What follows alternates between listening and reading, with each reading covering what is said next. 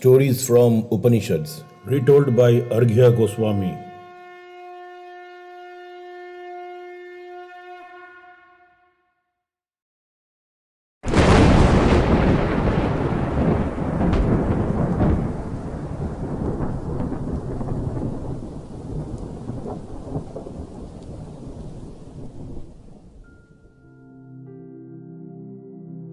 My dear listeners and friends, today I am going to move away from Yagnavalkya's adventures and tell a new story from Brihaadaaranyaka Upanishad. The reason why I am doing this is for a purpose. I want to bring in some variety in my storytelling from Upanishads. Yagnavalkya's debates were high on philosophy and required some extreme attention and mindfulness to understand. Today's story is lighter, although still possess deep inner meanings and philosophy which we will unearth.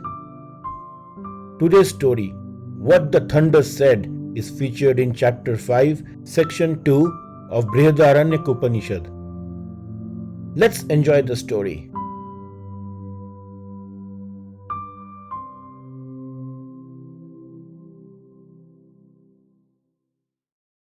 Eons ago, gods, humans and demons who were children of Prajaapati, that is Viraaj, the creator, lived together in the tutelage as his students. When their education was formally coming to an end, the pupils decided to ask their teacher, the creator, a final piece of advice and enlighten them so that they can march towards their life's destiny and goal. Before we move on with the story, we must understand few important concepts. The word Narayana, which we refer to the God himself, signifies Narayam Ayana, which means goal of mankind. To achieve the goal, we must require a guru or a teacher.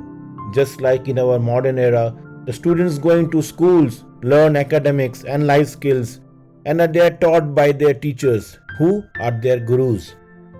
The sportsmen and women require coaches who can guide them, train them better so that they can achieve their goals.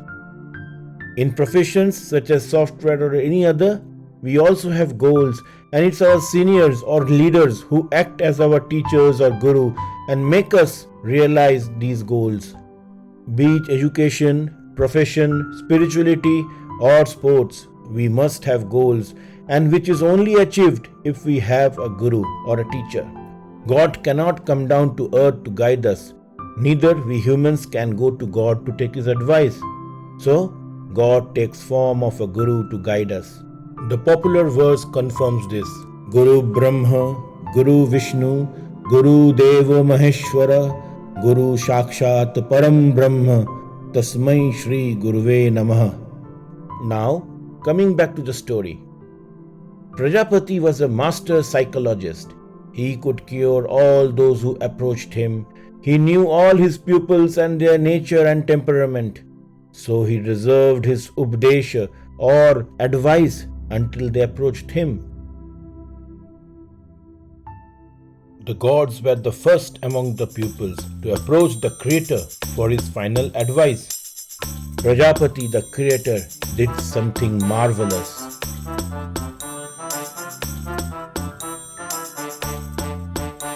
As he spoke, the thunder roared. Duh. The sound which gods could hear was a syllable, duh. The Supreme Father asked his pupils, the gods, "Dear child, did you understand my advice?" The gods looked at each other, with folded hands shook their heads, and one of them said, "Yes, O Venerable One, we have understood." The gods had completed the word from the first syllable as their guru's advice and said to the creator, "You advised us the syllable da for us, which means damyata or self-restraint or self-control. You are telling us to practice self-restraint." The creator said, "I am happy that you have understood." Prajapati was happy as he could give his final advice to the gods and they could interpret and understand it as per their temperament. The gods in general were inhabitants of regions of pleasure and happiness as a reward of their virtuous qualities. However, the pursuit of pleasures is always very risky, and just like walking on a tip of a sword, unless they put in self-restraint or self-control in correct places, they may exhaust their virtues and can become slaves of flesh and pleasure. Damyata or self-restraint will keep them in check and control, just like a boat responding to an expert captain or navigator. Their heart should respond beating obediently to the call, the exhortation to achieve self-restraint. When the gods went back to their place, next to ask advice from the Supreme Father were the humans. They came to their Guru and asked, "O my Father, the all-powerful, all-knowing one, please give us your final advice." The Creator when spoke, the thunder roared. Duh. The Creator asked humans, "My children, did you understand?" Humans looked at each other and nodded their head and said, "Yes, O Almighty One, we have understood. You have advised the first syllable da, which means data or the giver. You are asking us to give and give generously." The Creator smiled and said, "You have understood. I am very pleased." The Creator was pleased because he knew the very nature and temperament of humans. They were suffering from an incurable and chronic disease of greediness. The Creator knew they were greedy and selfish. They always believed in hoarding more than they needed and never letting go what they considered their own. This advice of data or giving generously will balance that temperament. The Prajapati had exhorted them to be selfless. Humans went back to their place with their advice. Last to approach the Creator were the demons. They asked their Guru, "O Guru, our Supreme Father, what advice do you have for us?" As the Creator spoke, the thunder roared. Duh. The Creator asked the demons, "My children, did you understand my advice?" The demons looked at each other and happily said, "Yes, my Father, we have understood. You have advised us the first syllable da, which means dayadhvam, which is being compassionate. You are asking us to be compassionate." Pleased Creator said, "Yes, you have understood, my children." The Creator was pleased because the demons could understand his advice of being compassionate, as he very well knew their temperament. The demons by nature were cruel, bloodthirsty and violent. So the advice, dayadhvam or being compassionate, will balance their temperament. The demons went back to their place. Thus, each stormy night, Prajapati's children never forget the divine advice through the thunder's roar as it repeats the supreme teachings, da, da, da, or damyata, data, dayadhvam. The result is peace, only peace. Friends, some extra information which you may find very interesting. Did you know the famous poet T.S. Eliot was deeply influenced by Upanishads? As Cleo McNally Kearns has documented, Eliot has his own copy of Upanishad, which was gifted to him by Harvard scholar Charles Landman, who taught him Sanskrit in the graduate school. Eliot had used the concepts from Brihaadaaranyaka Upanishads, what the thunder said in his poem, The Wasteland.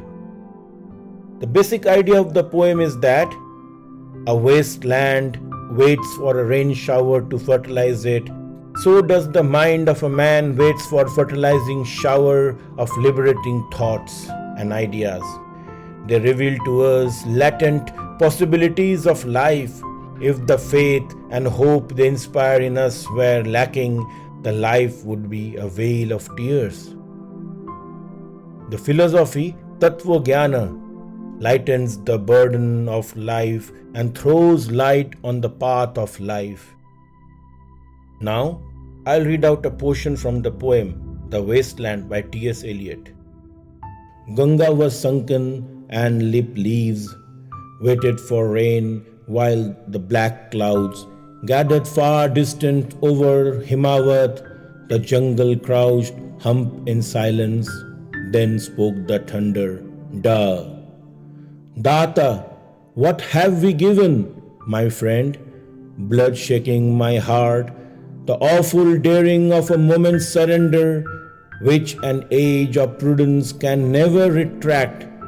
By this, and this only, we have existed, which is not to be found in our obituaries or in our memories draped by the beneficent spider, or under seals broken by the lean solicitor in our empty rooms. Da, Dayadham, I have heard the key. Turn in the door once and turn in once only. We think of the key, each in his prison. Thinking of the key, each confirms a prison. Only at nightfall, ethereal rumors revive for a moment a broken Coriolanus. Da, Damyata. The boat responded gaily to the hand expert with sail and oar. The sea was calm. Your heart would have responded gaily when invited, beating obedient to controlling hands. That was all about today's episode. The 3 questions which I ask at the end of each episode. What is the meaning which the gods interpreted from the syllable Da? Next question.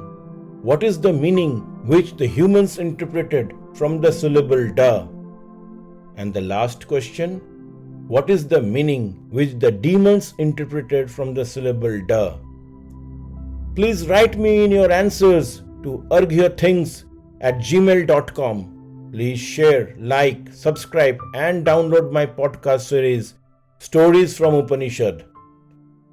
Until the next story. Shanti, Shanti, Shanti.